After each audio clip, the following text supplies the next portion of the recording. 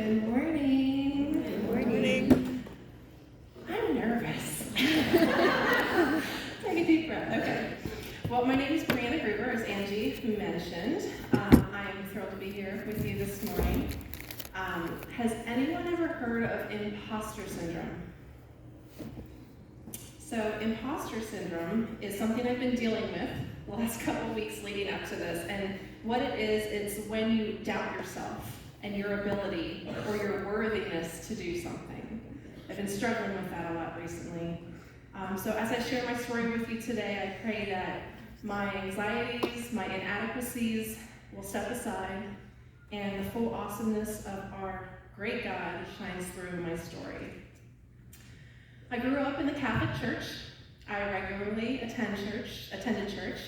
I was involved in youth group, and overall, I was a good kid who loved Jesus. On the outside, things were going great, and I thought I was doing religion very well. But if I was being honest with myself, my religion was very surface level.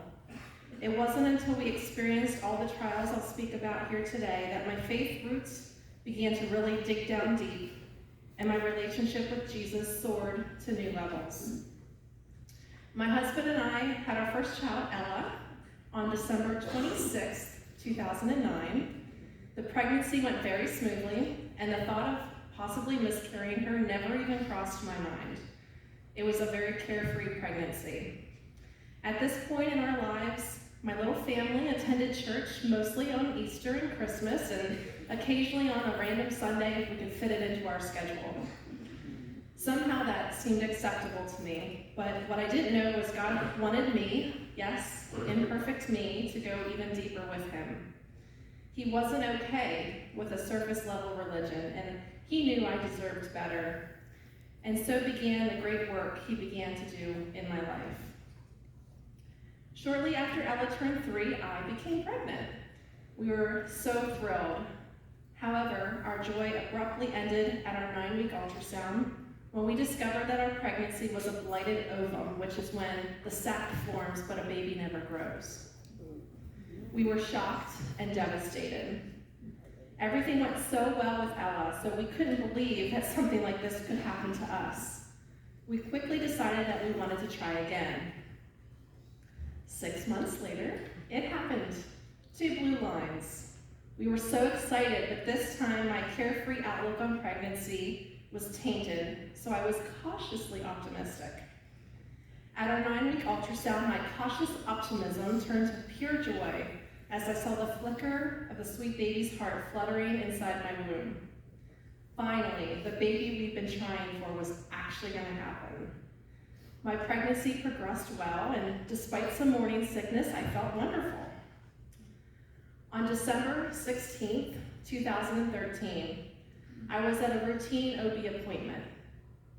As the nurse pulled out the Doppler machine to listen for the baby's heartbeat, she was scanning my belly. I even got my phone out because my husband couldn't be there that day, so I wanted to record the sound of his heartbeat.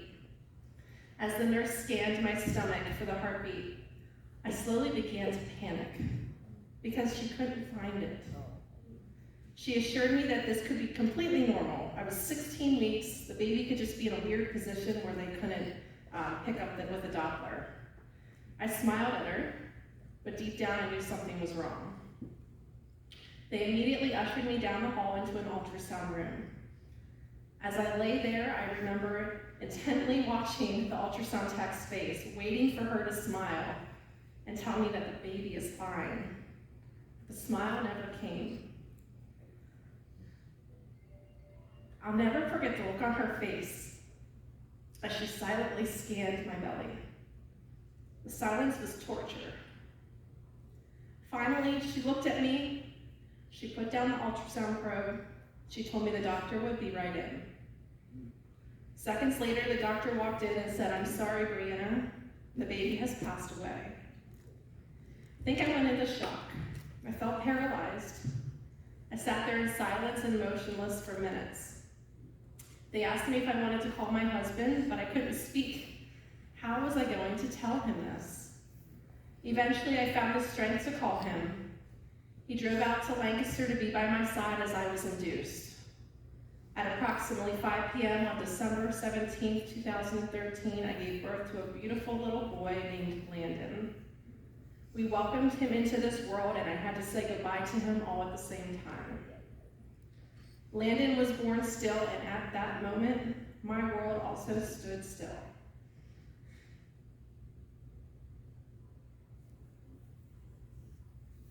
Going through labor and giving birth to a son I knew I would never be able to bring home left me physically, mentally, and emotionally drained.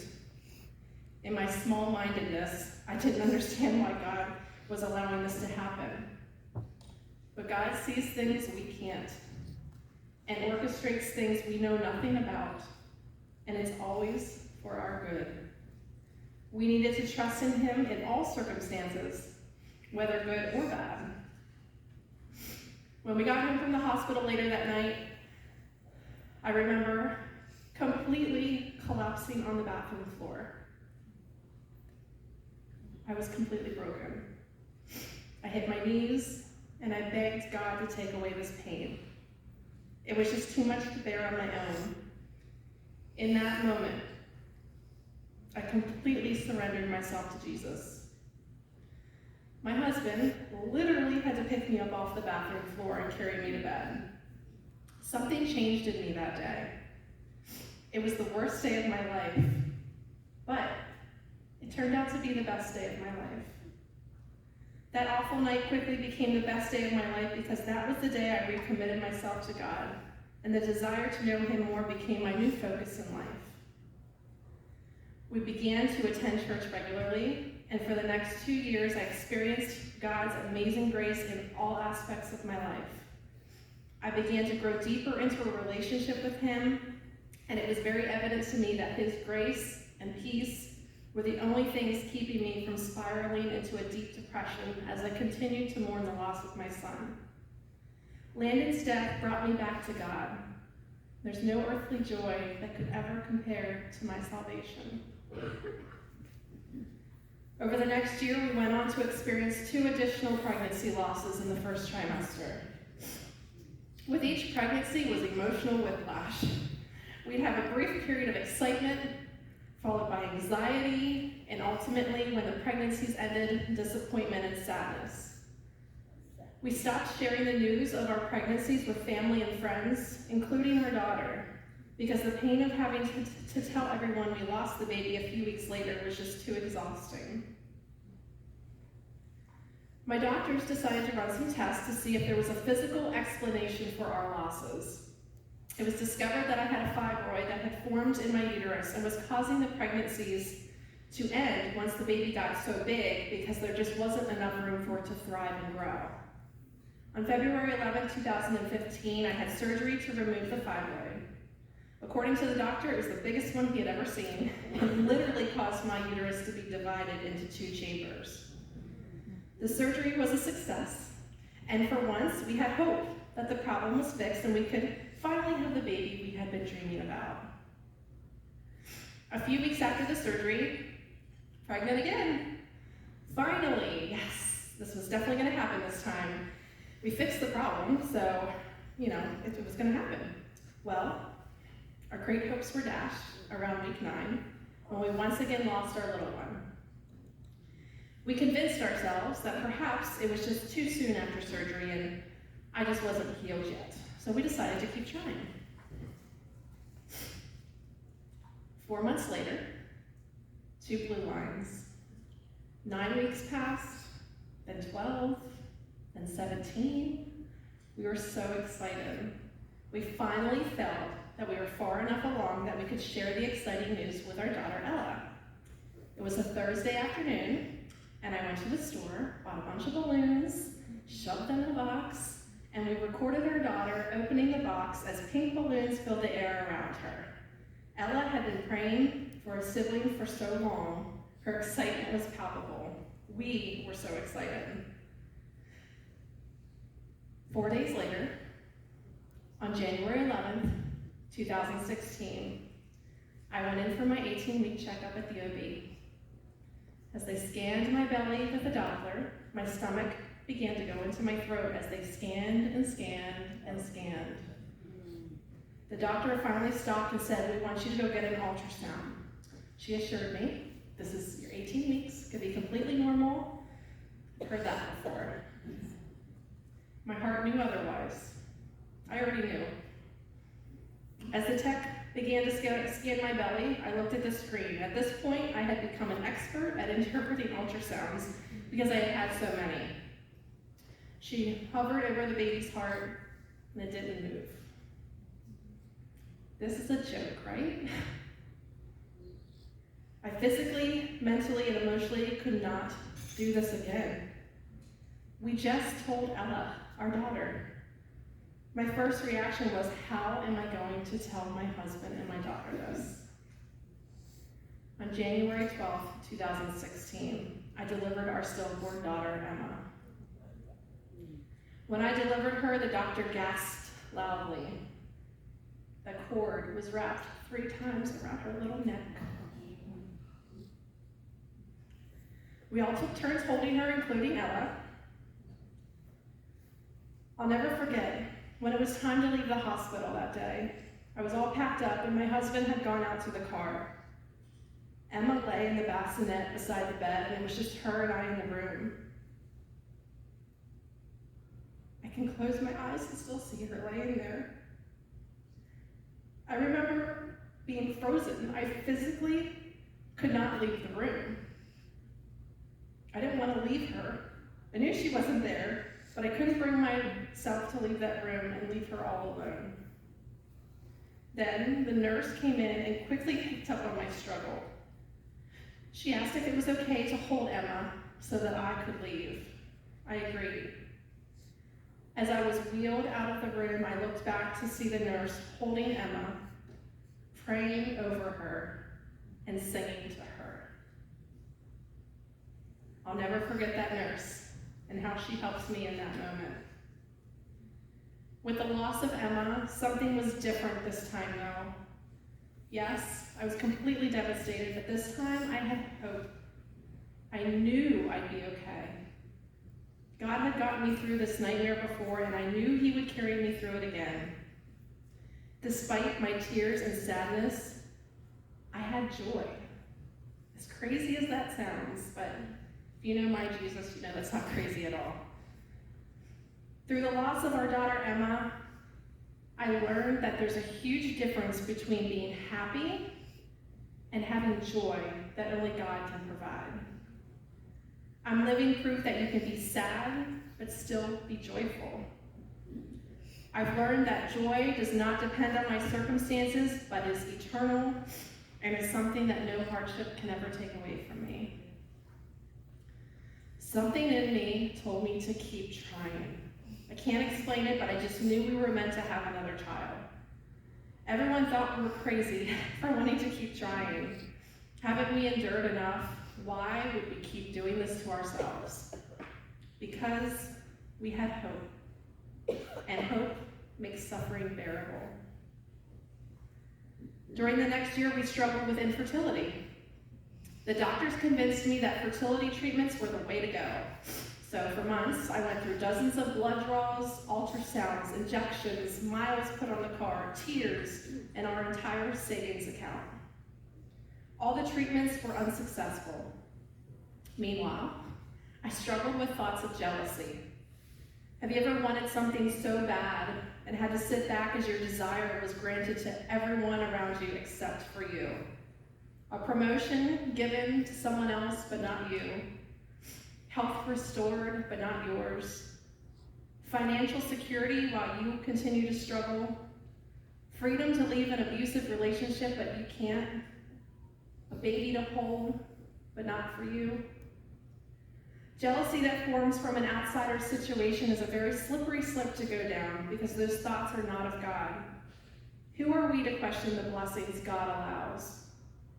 Easier said than done. I struggled with jealousy for a very long time. It seemed everyone I knew was getting pregnant. Some weren't even trying and poof, pregnant. Are you kidding me? My jealous thoughts often consumed me until I stumbled across Romans 12:15. Rejoice with those who rejoice, mourn with those who mourn.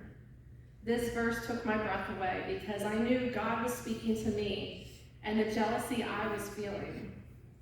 This verse reminded me that every new life is beautiful, and I should be celebrating those new lives, not being bitter and jealous of what I didn't have. I repeated this verse in my head anytime I was struck with thoughts of jealousy, which seemed to be daily. After a year of trying, which let me just say is very hard on a marriage, we decided to stop trying. God intended sex to be a beautiful connection between husband and wife, but for us it turned into a perfectly timed chore. The emotional and physical toll of the last 4 years was difficult for both myself and my amazing husband. Talk about a patient, caring, and supportive man. Anyway, we felt that God was calling us to be parents again, but we began to think maybe God was calling us down a different path, maybe a path of adoption. We went to some informational meetings and about fostering with the intent of adopting, but we both left that session feeling like it just wasn't right for our family. I was struggling. How could I feel so strongly that our family wasn't complete, yet I couldn't get pregnant, and adoption didn't feel like the right path for us? For once, I relinquished control and asked God to lead us. I completely surrendered and stopped trying to figure out what God's plan was for our family, and instead I just let God take control and allowed Him to take the lead. It actually felt really great not having to be in control, and knowing that God was before me and I didn't need to worry about what was going to happen to me next because it was already planned. There's such freedom in giving up control. After I surrendered to my ways and gave control over to God, a few short weeks later, pregnant. No trying or planning involved, just God's perfect timing. Although the pregnancy was going well, it wasn't without its challenges. I was a changed person at this point, but I was still struck with such fear during my entire pregnancy. At every appointment, I would hold my breath. I made myself physically ill because I was just waiting for the ball to drop.